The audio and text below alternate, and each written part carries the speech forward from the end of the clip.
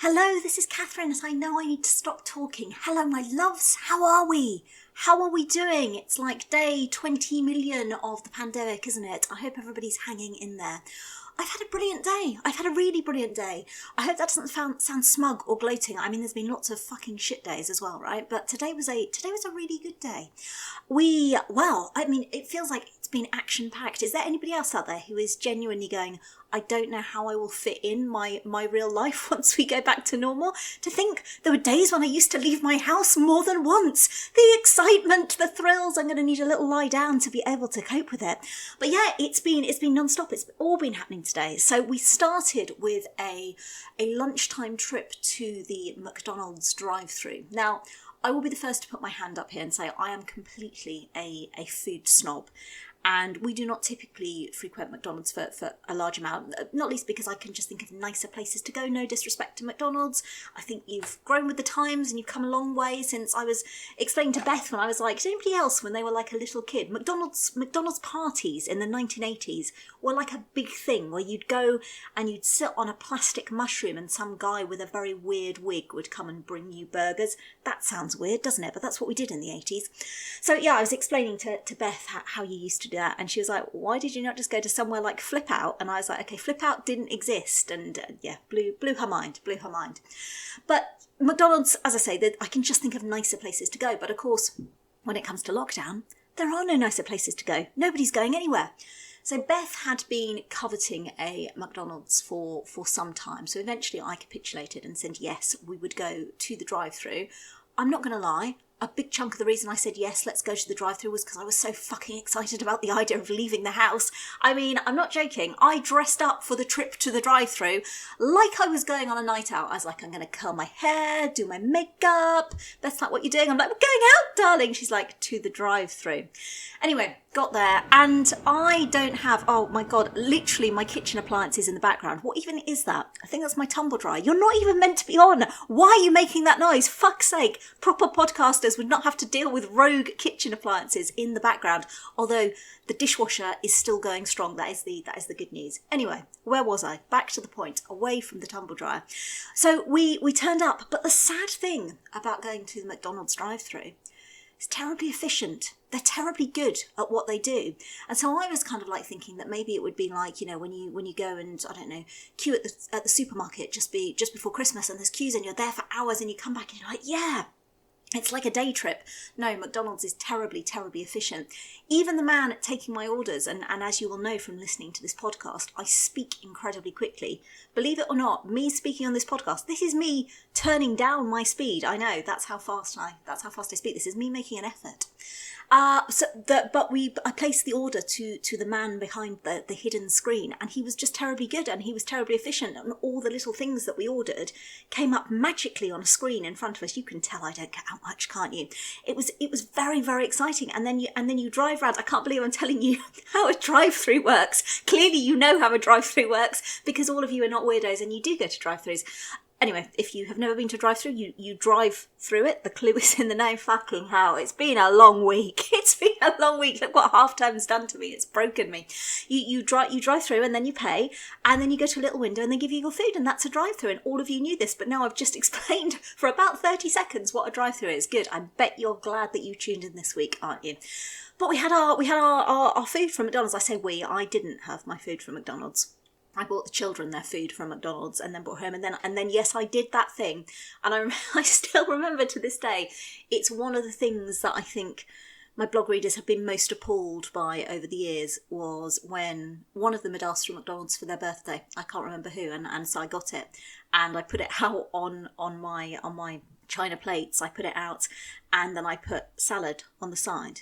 Because I just, that's how I was brought up. You can't have a meal without having some fruit or some vegetables with it. You just can't. I just can't cope with it. So, yeah, I made the kids stand there and I put their food out on the Denby plates, and then I added some carrots and some tomatoes and a plum for afterwards, because then I think that kind of like balances out the bad stuff. I know. What a dick. They were very nice because they were happy to have their McDonald's, but I could see they were thinking it inside. What a dick. But it was nice going to the drive-thru. I mean, obviously, trip out, very exciting, but also because I just think it takes me back to being a kid, not just sitting on mushrooms in weird restaurants with men in wigs. again, still sounds weirder than I meant it to. But also, we used to go, me and my dad, on a Saturday, I think it was. I don't know why we were obviously going somewhere for a purpose, and we went to McDonald's because it was definitely not something that would usually have been allowed. But we used to go to the drive-through McDonald's. We lived near Stevenage at the time. The Roaring Meg. Any Stevenage listeners remember the Roaring Meg?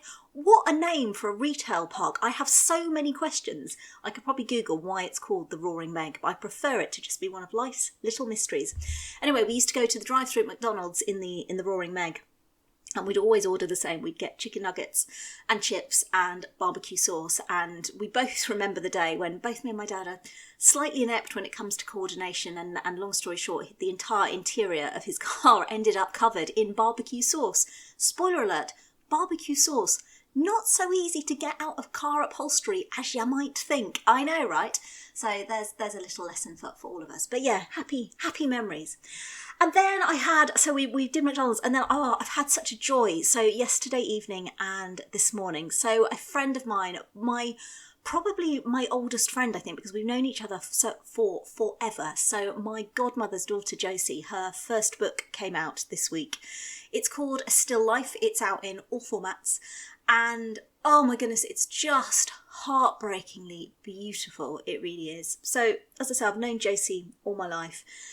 And really, for as long as certainly I can remember, she's suffered with ongoing chronic illness, difficulty in terms of getting a clear diagnosis from doctors. This is all chronicled in the book. And she has lived an increasingly restricted life. But the way she writes and the beauty of what she writes, and I know lots of you will probably follow her on Twitter, @PorridgeBrain. I urge you all, please, I could not put this book down. It is just beautiful. She just draws you into her world, and it's never done in a kind of a self-pitying or a self-absorbent way. In fact, it's opening up your eyes to just things you've never thought about, you'd never even considered. And as I say, I fully appreciate that I'm going to sound like I've got a heavy bias here, but honestly, I urge you, read it. It just, I think particularly now, with all of us perhaps living in a smaller world that we might once have inhabited, this look from somebody who has consistently all her life inhabited a small world it's just a remarkable read. It really is. So yeah, one of those books that you put down and you feel slightly bereft because you're just taken away from that world. And God, if there's any justice in this world, this needs to sell millions and millions of copies and be a bestseller. I'm so proud of her. I'm so proud of you, Josie. It's a stunner. So yeah, so sat and read that. And then this afternoon, I've been out walking with a friend who lives nearby. I don't have family who live nearby to me, but I do have some great friends who live literally on the doorstep. And what a treat. We went out this afternoon. I think we did about 7 miles. And just having that face-to-face conversation with somebody that you don't live with is it's such a treat. Just to talk about stuff that's, I don't know, we talked about anything and everything, but just being out there, out in the world. And we walked right up a big hill nearby to me. I am like the most unglamorous walker ever. I sweat like a bitch. So I'm walking up this hill sounding like some kind of phone pest, that was quite convincing, wasn't it? So yeah, walking up this hill, but then you get up the hill and you stop at the top and you can see the world around you. And it's amazing. Although we walked from our doorsteps, it suddenly felt like we'd walked for miles and miles, like we'd gone somewhere totally different, because it's just that different perspective on the day. So yeah, I feel quite rejuvenated actually this afternoon. I genuinely feel quite rejuvenated. It's been a glorious day out there, glorious weather. Quite the contrast from walking with the children. As those of you who saw this week's blog post, which went ever so slightly viral, I mean, trying to get kids out of the house for a walk. And, you know it's good for them. You know that they'll enjoy it when they get out there, except they probably won't, will they? And yeah, mine are definitely wise to it. There's so much of the, let's go for a walk. We've been on a walk. Yes, a walk is a thing that you do more than once. It's not a single-use activity. But I don't want to go on a walk.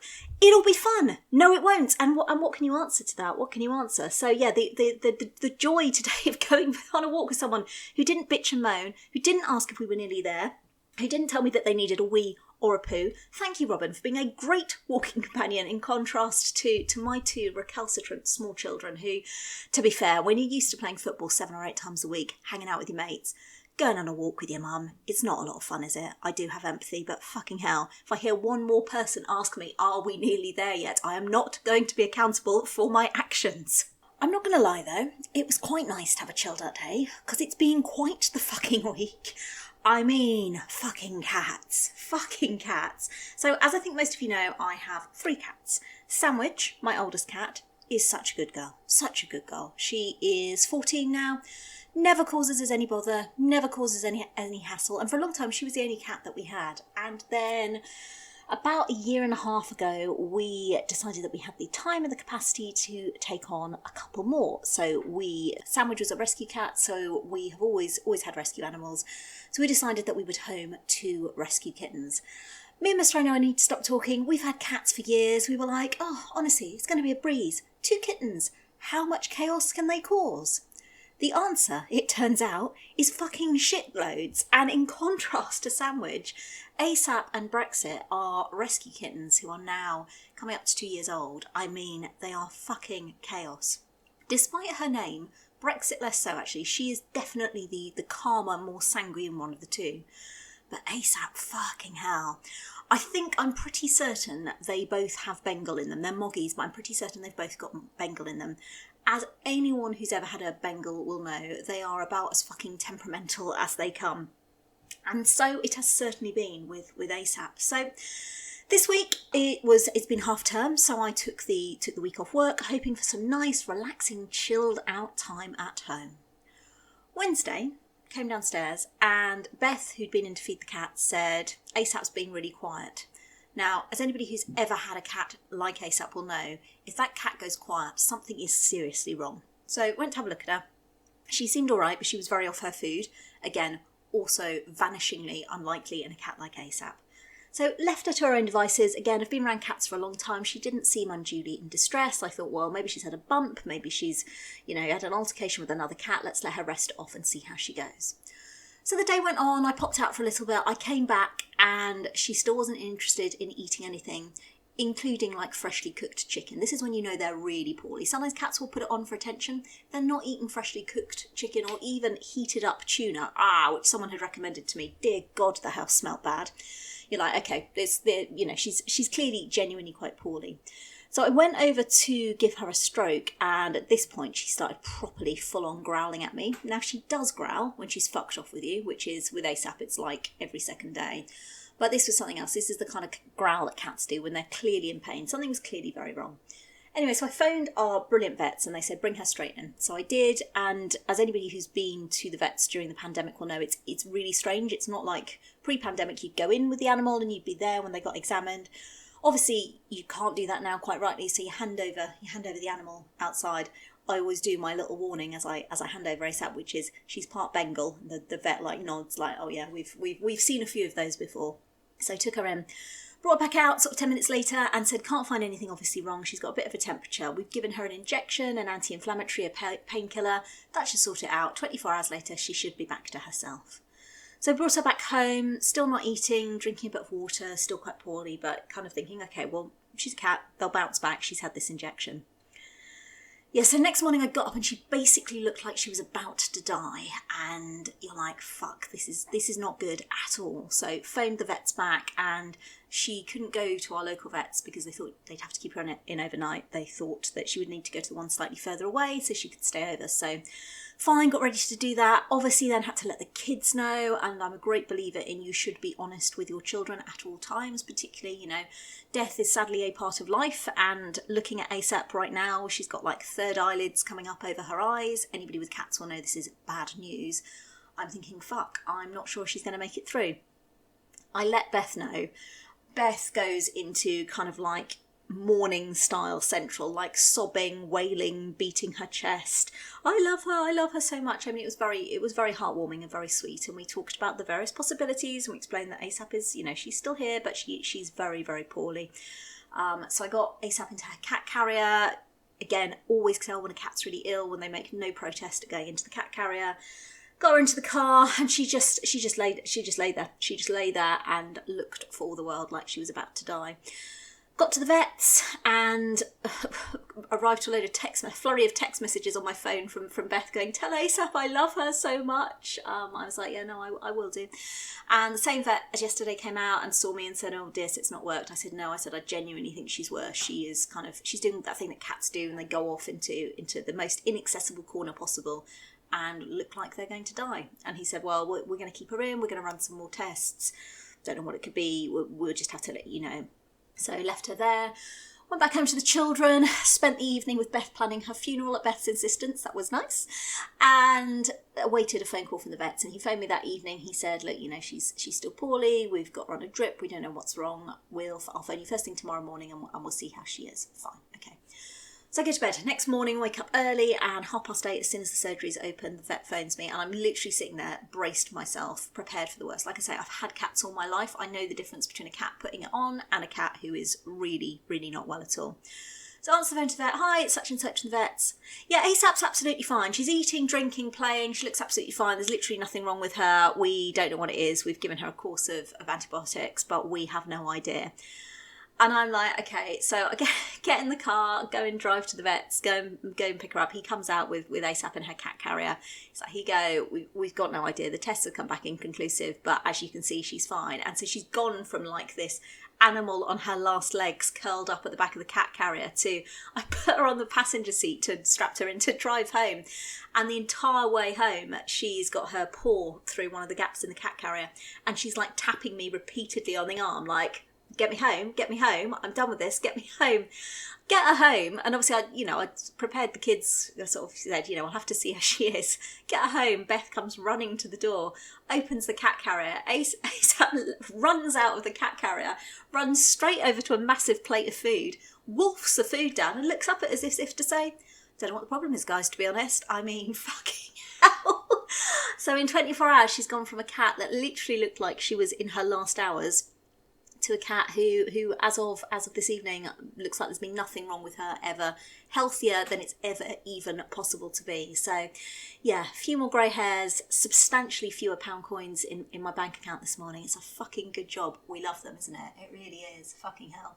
But she's, to be honest, she has got track history of ridiculous behaviour. So again, having spent years with only Sandwich as our cat, it was nearly a year ago actually, because it was right at the start of the pandemic. It was a Sunday night and I was in bed reading. Beth was asleep and I think Jamie must have been in bed reading as well. It was quite late and Mr. I Know I Need to Stop Talking was still downstairs.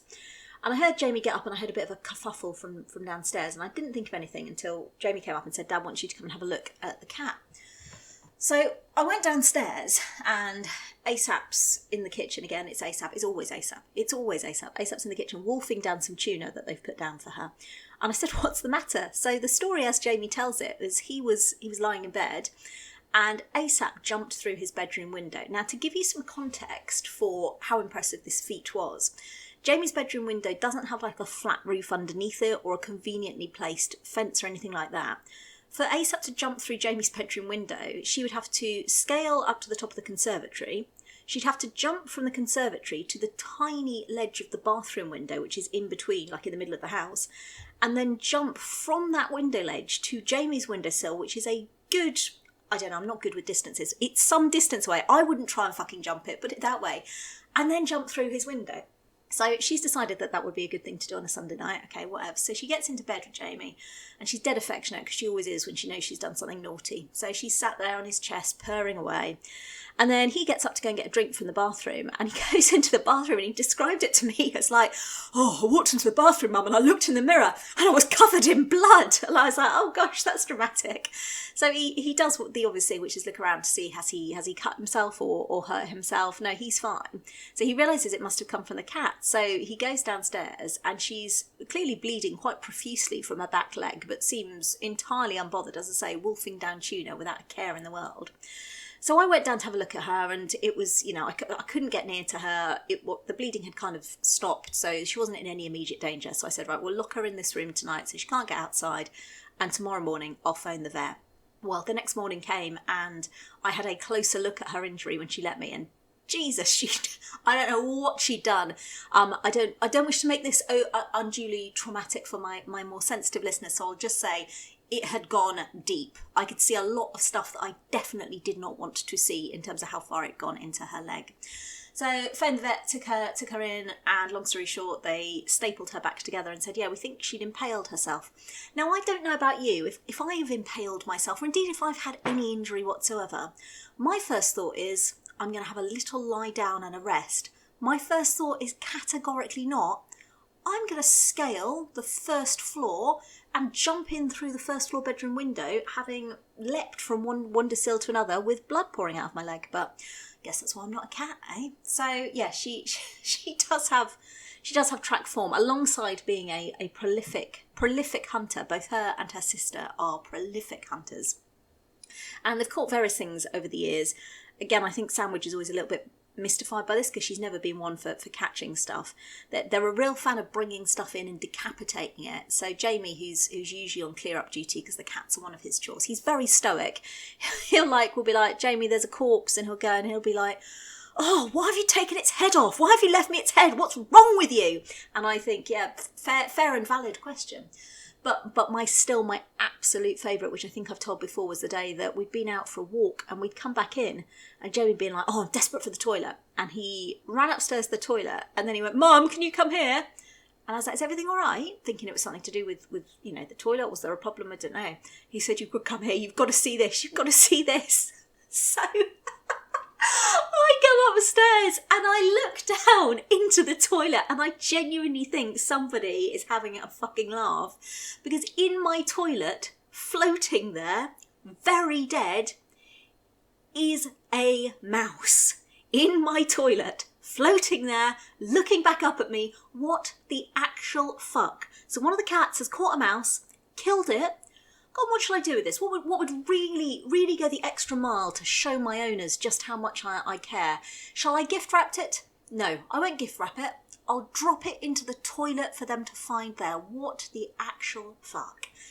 So God knows what the two of them are going to come up with next. But yes, it's not been a relaxing week on the cat front, that is for sure. Poor old Sandwich. She sits there looking at the two idiots like, I don't know what you think you're doing. And yeah, I hear her. I definitely hear her. So it's going to be a funny old week, I feel like. We're going back after half term. Going back. I'm going to a different room in my house after half term. That will be the level of excitement we're going to reach. But in theory, the government are unveiling their plans this week.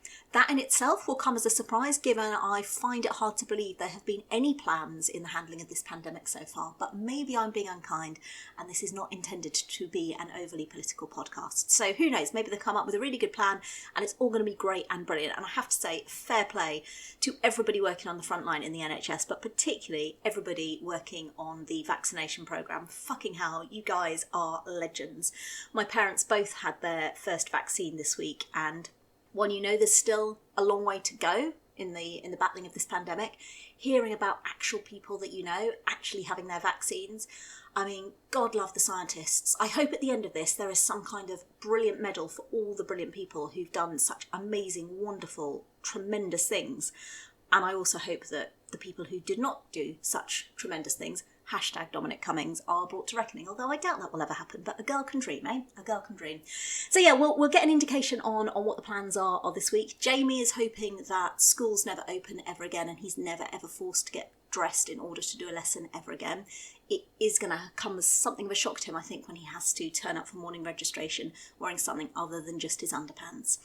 Beth is ambivalent about schools reopening. I think she'd like to see her friends. She's unbothered about learning stuff. All she really cares about is getting back on a football pitch. And as I said in last week's podcast, I cannot fucking wait. The day she's back there playing with her team, I will be the hysterical mother on the sidelines, probably having to be sedated and told never to come to a game again, but I will just be so fucking happy for her and for everyone who has missed doing the things that they love. I think we've all done a good job of filling our lives with lots of little things that are still enjoyable. You know, my lovely walk today, my day out to the McDonald's drive-through, which I've now explained to you how drive-thrus work in graphic detail. I'm sure you really feel like you've learned from that. But, you know, we're good at finding the little things that bring little bits of joy into our day. But my God, I can't wait to do the big fucking things again. I can't wait to hug the people that I love. I can't wait to stand on the side of a football pitch and scream myself into hysteria. I can't wait to do all of those things and rediscover that huge, great, big, amazing world out there, which I certainly will never, ever, ever be taking for granted ever, ever, ever again. As always, look after yourselves, stay safe, take care, and I will see you all next week. Take care, loves. Bye-bye.